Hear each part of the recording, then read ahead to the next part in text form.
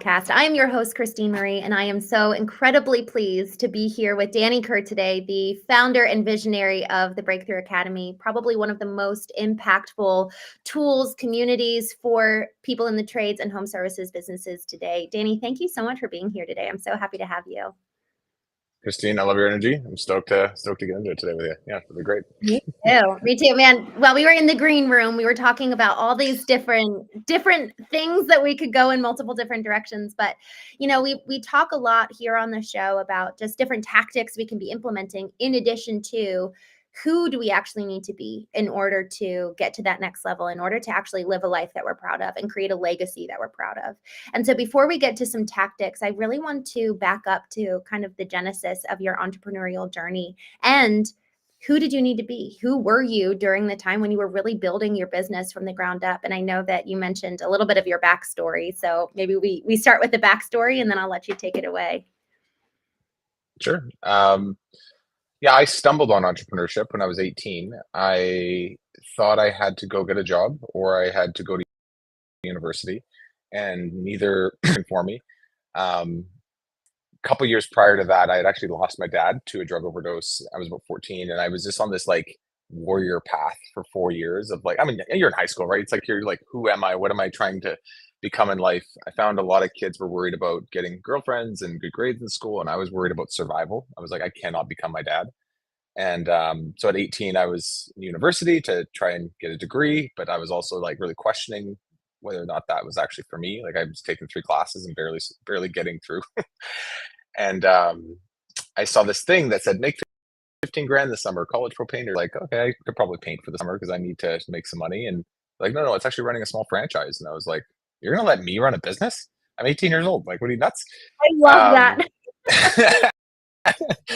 But I was like, interesting. You know, I also had considered taking business, and I was in criminology at the time, studying to be a police officer. And I was like, maybe this is a good way to get a dual education.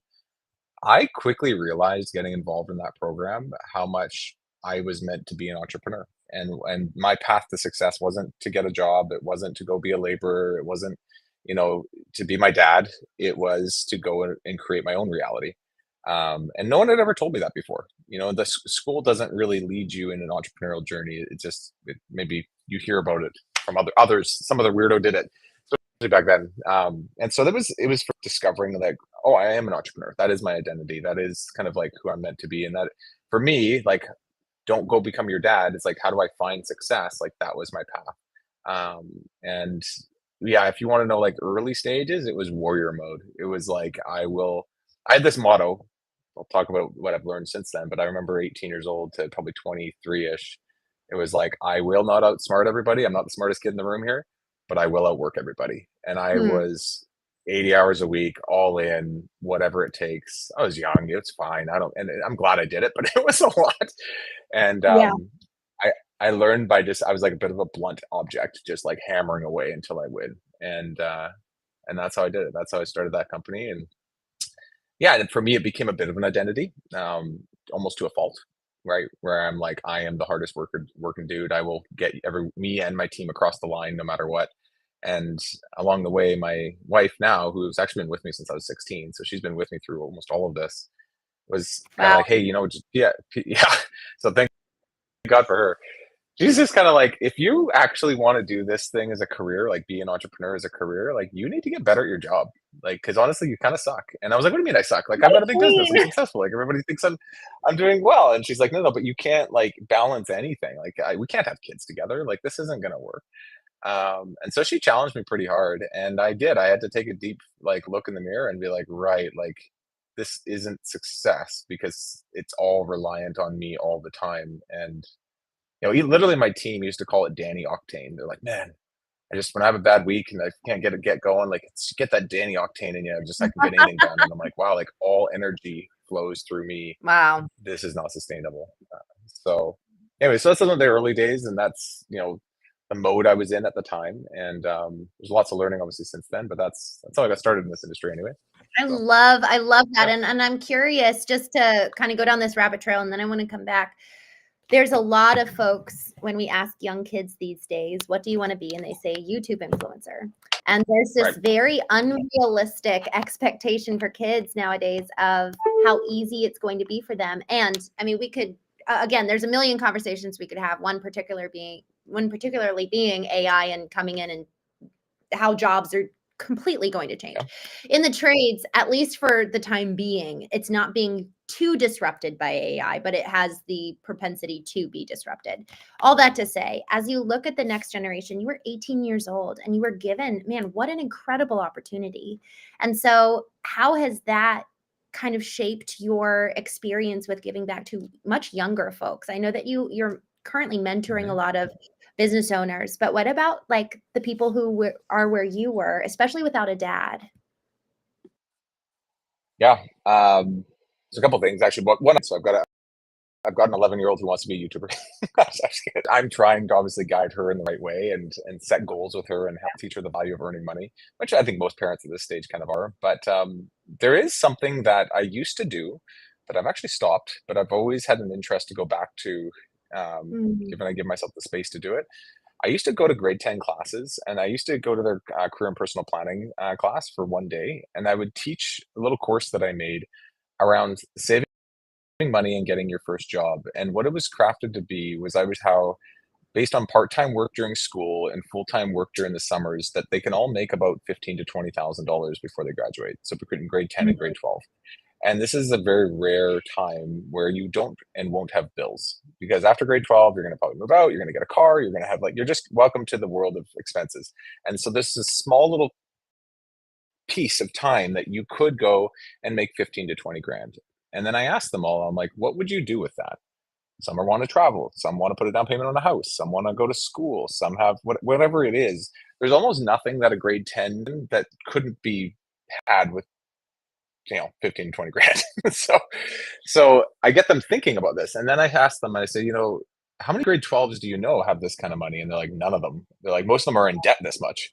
I'm like, yeah. Mm. And I'm like, why do you think that is? And so then we start running the expenses and I'm like, how many are buying pizzas, how many are buying whatever? It's like, how many you get booted at some liquor at the liquor store on the weekend? Like they all laugh, but I'm like, look, like the reality is you guys have a chance right now to not only learn the habit of hard work and saving and being able to use that savings for something, but this can define your future. And I tell a bit of my story, which is, I saved 15 grand before I graduated. I used that 15 grand to buy ladders and a truck and, start my little college pro franchise. And that snowballed into everything that is today.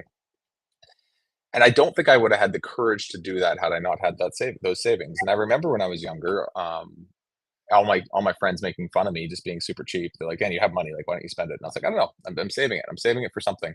Um, and so, if there's one thing I would love to influence younger generation, and it's just like realizing you can't just achieve success because you want it. Like, you have options. And I think at grade 10, there's a time where it's like, I need to learn responsibility. I think Mm. financial responsibility is a big that. And if you want to be an entrepreneur and you want to try something, it's awesome to do it when you're young. And having that little bit of startup capital makes a big difference. If you want to do something totally different, all good.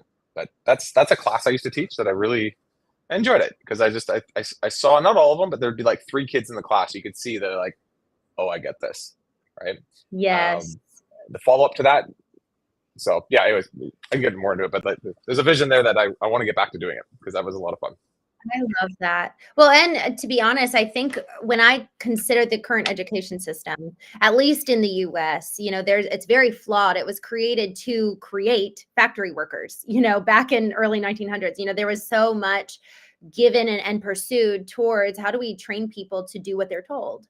And in that, there's a gap in the financial literacy, financial education, and also the emotional literacy and education. When we're all in a relationship for our entire life. And then when we get into probably our first job, but even beforehand, we need to have financial understanding to even what you're saying. And I think that this is really important. And for every single person listening to this, I think it's so important, Danny, that we understand that that's probably one of the best things we can pass on to our children. Like today, right now, actually teaching them how to manage money, how to make money, and what to do with it after, as well as, you know, really cultivating the interpersonal relationship skills, because that is so incredibly important to run a successful business, much less so with our internal staff and retention, but also with our customers. So I think that that's so important, that we cannot forget the value of the financial understanding and knowledge there. And to your point, you had that money saved and you were ready to go at 18 years old with a new business.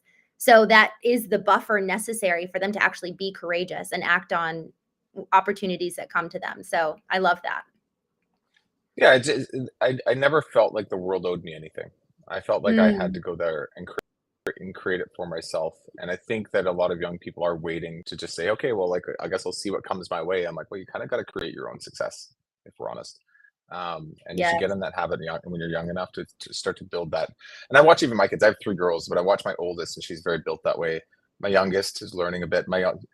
There's a spectrum. I have like everything from like totally driven to go find her own success to like I'm just waiting for my own handouts. Now the youngest one is obviously that makes sense, um, but yeah, it's just a way of seeing the world. Like, do you expect things to come your way, or are you going to go out and get out there and grab it? And Mm, yeah, I think in today's world, you have to take that. I had to probably take that initiative. So mm. yeah. Danny, I'm so grateful for that perspective, and I'm curious how much this actually might tie into my next question for you. You know, you've worked with countless contractors, and you had to do this yourself, make the business not tied to you. The success of the business, if it's tied and intrinsic to who you are, how you show up, what you do, then it's not success whatsoever. And so, what was the core tenet? So, whether it was an action, a system, a mindset that you took or made for yourself, but that also that you're seeing all of these other contractors do in order to break free and have their own freedom and true success for the business. So the first time it really hit for me was actually funny enough when I went from being a franchisee for College Pro to being a franchisor, so being a GM to run franchises. Mm-hmm. And it was a very forceful shift where I had to go from running a small painting company in the summertime to hiring franchisees, student franchise, people from university that were in school, and teaching them to run their own small business and teaching them to hire their own painters and teaching them to run the system that I had just ran myself. It forced me to think differently, right? If you're building a business plan and you're just trying to think about how do I do more of what I currently have, Right. you're missing the whole point. You need to fundamentally force yourself to think like, what is the next architecture of this business entirely? And so you can't just go, we're going to do more. It's like, no, we're actually like, arguably, it's like, we need to think about the roles that are beneath me that have never existed. All the things that I have done manually. We need to think about the compensation for those roles. We need to think about how much revenue needs to be achieved for those roles. Now we need to think about the sales and marketing strategy to achieve the paying for the ROI of those roles.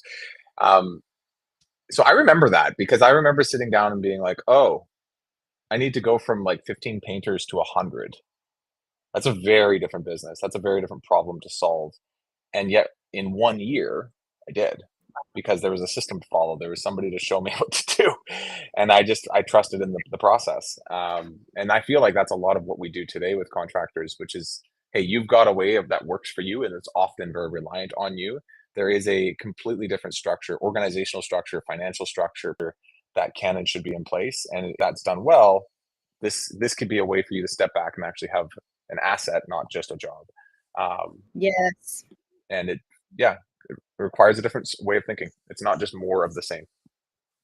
I love that perspective. And I'm curious, when you say it requires a completely, is it honestly a willingness to let what's there die in the process, you know?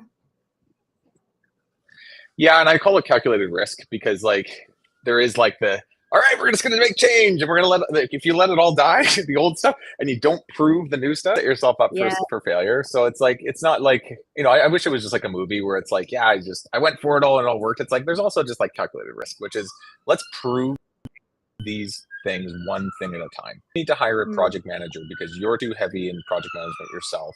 we're going to first, make sure that you have the ability to afford that for about 3 to 6 months of an overhead salary that's new to your business. We then need to Mhm. hire that person and prove that within 3 months, they're operationally able to take some of this off of your plate properly. And step by step, let's prove these things. And as they get proven, we can take the next step and the next step and the next step. And I always caution entrepreneurs, like, don't just go all in all at once. Like, prove it. In our business too, it's like I'll make a business plan to make change in the organization, but I won't put all my eggs in that basket until it's proven, because they're unknowns. And sometimes my ideas aren't the right ideas, and sometimes the approach or the execution on that idea was wrong the first time, and that's okay. That's learning. Um, but it's important to be calculated in the way you go about it as well. So good. What was your circle like? That famous, I think, is it Jim Rohn, who says you are the sum of the five people you're with, and among many other people. And I think he said that, but I'm not sure if it was him. What was your circle like? So I have a motley crew of I have an interesting group. And actually, it's interesting you bring up that one concept, because I have a slight twist on this, which is, yes, you are absolutely the five people that you're most close to, that you're like. And within that, don't don't get obsessed with those who are all ahead of you to be around just those people. Mm, I have friends from when I was younger that I still to this day am very close with. I have friends that I've met in College Pro and business along the way that I'm fairly close with. I have friends that I've met in building BTA over the years in the United States, and people that I still go visit them and their families. I've got friends from all walks of my life that are still very close to me, and I've never abandoned the ones that maybe aren't the most successful ones anymore. I've got very different eclectic group of friends, and what it's given me is not only the ability to learn from others that are ahead of me, but also be grounded in who I was and who I still am to this day. That often sometimes we forget in pursuit of being adults and achieving success, and you know being this idea we had in our head. Because if I found, like, literally friends from when I was 3 years old, still really good friends with me. Friends from when I was 16 years wow. old, still really good friends with me. Friends from when I was 25 years old are still really good friends with me. And there's different Yeah. versions of Danny that have evolved all through those years, and but they all still know me really well, and they all still hold me to my own bullshit, and they know me to a level that I'll never lose myself, because I remember who I was when I was 3 and when I was 16 and when I was 25, and I don't think back to those things as like, that's an old human. I'm like, no, that's just a part of me. And Mm, so my version is like, don't go. I can't have tons of friends. I don't have time. I got a big family, but go and pick some unique humans who you've enjoyed, who get to know you on a genuine level, and don't leave just because maybe they don't suit your needs or interests. My really good friends when I was younger, I helped them in their life, and thinking through money and thinking through the way to buy a home, and just like they're working jobs. They got more normal lives, I would say, than I would do. But they help me with being grounded. And when I'm having a hard month, and when I'm like my ego is getting too big, or I'm losing my own like sense of self, which I think happens when you take on a lot. It's great to just go camping with those guys and talk about life with them, as who we really were and still are deep down inside. So good. Danny, I'm really appreciative. Thank you for saying that, because honestly, I hear a lot from very loud entrepreneurs that are effectively like, shave off every person that's holding you back, or that's not at your same level or before or further ahead. And it's kind of this ruthless elimination. Whereas what you're saying, it's, don't lose who you are. I think that that's what happens, though, if we don't actually have a semblance of respect or even knowledge of who we are, because then we don't recognize, oh, these people are actually intrinsic to me. And so if we don't have that, yeah, actually can't proceed in real relationships. So I want to talk back to and kind of circle back to this whole identity piece. You said at the very beginning, you realized, I am an entrepreneur. And even before we got on here, you were talking about, when we actually do achieve the thing that we set out to do, sometimes it can be really disappointing. And then, man, it's low key existential crisis, or maybe it's a major existential crisis when we get the thing we've been spending our whole years, however long, leading up to, and then we get it. And it's like, oh, I'm not, the thing isn't as satisfied or as satisfying as I anticipated. So can we talk a little bit about identity in terms of, I am an entrepreneur. I have the people around me to ground me. And then also it's constantly evolving. Like you said, you remember who you were at 3, 16, 25, but it is an ongoing pursuit, the process of identity, the process of the pursuit of your goals. Like how do you now think about who you are versus at 20 when you first started? Yeah, and I don't think I'm doing a perfect job of this. I want to be clear. I think I'm learning. I'm because I'm learning about the importance of it for myself. Mm, I'm 38 years old, and I think there's a time, and I've talked to a few just like hardcore entrepreneurs about this, but like I think there's a time around your 40s where you start to really question who you are. You start to really have, an early identity crisis. That maybe call it an early midlife crisis. I don't know, but um, because we push ourselves so hard for so long, and then we have to suddenly slow down enough to reflect on like where the hell what just happened? Like what was the last 20 years of my life? And I think we all do this. It's not just entrepreneurs. This is parents. This is like having kids and going through the whirlwind of raising them for like 10 years while they're going from diapers to their finally middle. I've just come out of this stage, and I'm realizing I'm like, yeah,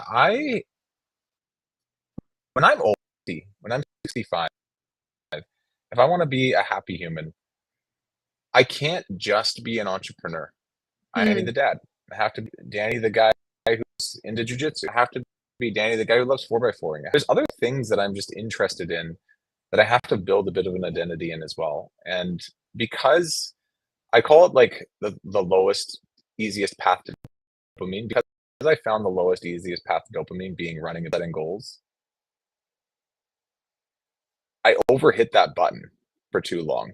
And I've had to shift and intentionally say, like, what are other ways to find happiness and get dopamine wow. basically, um, Yeah. besides running that business? Because unfortunately, when you're younger, you're in that warrior mode. A lot of us are, and you're like, it's fine. Like, I love it. Let's go, let's go, let's go. And then when you get a little older, you're like, wait a minute, this isn't sustainable.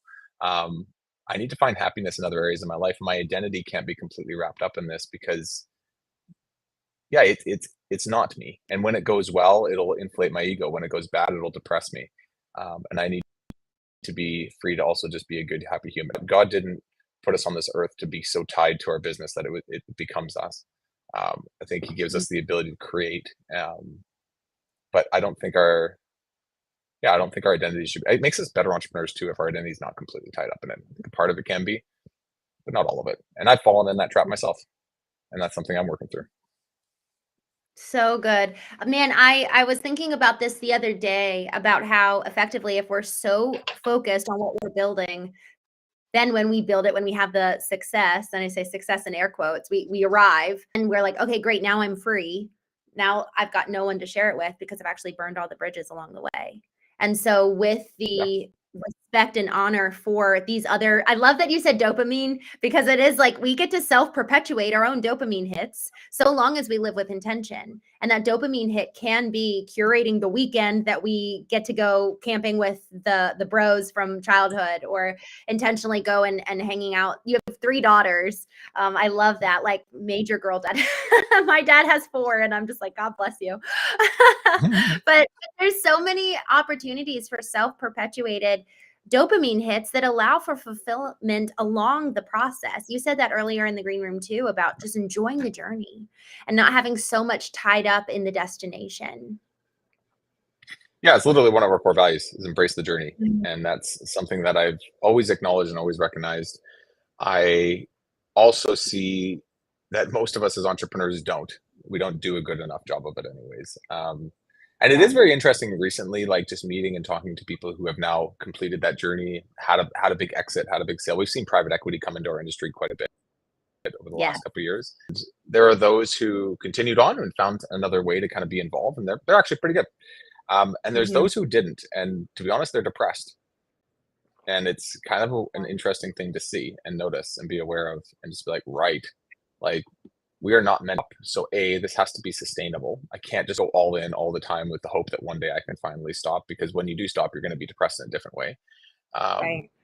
So good. and I've noticed there's like, everyone feels like, hey, I'm overwhelmed. I need to be like less busy. So they try and like sell the business, whatever it is, get away from it eventually. There is, it is worse to be underwhelmed than it is to be overwhelmed. And there is a happy medium. Yes. And I've felt this myself before too. This was younger years. I did college pro for one summer. I took a bit of time off to fly helicopters, which was a cool thing. And everyone's like, wow, flying helicopters, what a neat thing to do. I was depressed. I was depressed because I was underwhelmed and I was running away from the 80-hour work weeks that I put myself into, thinking this would be such a getaway and relax. Within months, I was without meaning. And I went back to college pro to start a business again with them because I realized being underwhelmed is Wow. actually much worse than being overwhelmed. What a good lesson. Wow. Honestly, Danny, what you just said, it reminds me of this whole concept of, are we doing this because it is life-giving, it's our calling? That's part of the name, the craft and the calling, not being so focused on our craft that we forget our calling, and that we are not, that we're just being intentional with every single way in which we're spending our time, and the way that we're living with relationships and everything that we're doing. Are we running away from something, or are we running towards something? Are we actually being propelled by a why? Have we done the work to understand what is truly the thing that lights us up, that is life-giving to us? What's the why propelling us forward? Or are we actually running away and making decisions being reactive rather than being proactive? So I'm curious for you, as you're talking about kind of returning to that concept of, okay, let's prove it. Let's prove the whatever it is. If it's the financials, we need to actually set aside the money for this new role that we need to elevate our growth. Let's prove that we have 3 to 6 months worth of the money on a recurring basis, and then we can hire for that role. What is kind of that initial step? Like, how do people, I sit with different founders and I help them kind of create their ideal for their life, but it's their ideal in every single regard: their business, their family, their finances, themselves. Who do they want to be? So what's that initial step to really help these founders, whether they or the owners and operators? It could be the operators doing these conversations, but like, to really vision, where do we want to take this company? How do we get, from 15 to 100? Sometimes 100 isn't actually the right goal. Sometimes it's 50, sometimes it's 30, sometimes it's 200. You know what I mean? Like, how do you advise people to initially touch with their goals, with their ideal? One of the most powerful exercise I've seen, and we've done it for our company, and it's not just for us, it's for our team, it's for the public, it's for anyone who's a part of our story, is to build what we call a painted picture, which is more than just a goal, more than just a few sentences. It's like a 12-page document that in high detail. And it really, the best version of it that I've seen that's kind of fun is written as a speech that you would give to your team 3 to 5 years from now, that describes business, the brand, the people in it, the work that's being done, the daily routines of you and your team.